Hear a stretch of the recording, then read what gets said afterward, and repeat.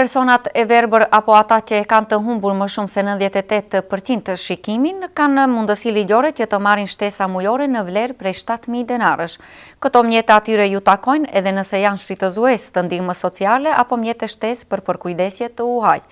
Krahas kësaj, shtesa në vlerë prej 400 denarësh ju mundësohet edhe personave që kanë humbur shqisën e dëgjimit apo që nga lindja janë të shurdhër.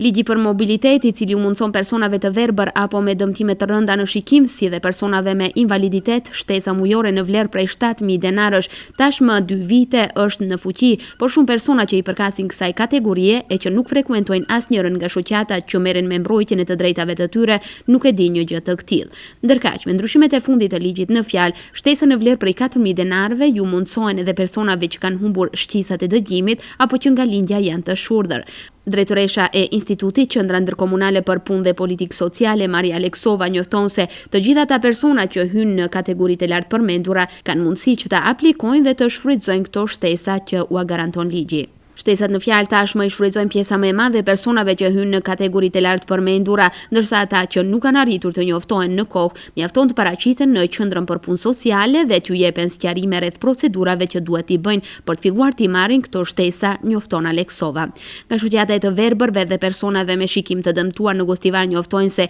këto beneficione tashmë i shfrytëzojnë pjesa dërmuese e antarësisë, e cila numëron më se 70 antar. Kryetari i kësaj shoqate, Xhevat Fejzuli, apelon tek të gjithë ata që për arsye të ndryshme nuk kanë aplikuar për të shfrytzuar këtë të drejtë, një gjë të tillë ta bëjnë sa më parë. Shumica e njerëzve kush kanë aplikuar i marrin ato tolla, janë një shumë prej 7.000 denarësh. Ne e kemi informuar gjithë antarësinë dhe të gjithë mund të thosh 90% veç këto tolla i marrin nga Ministria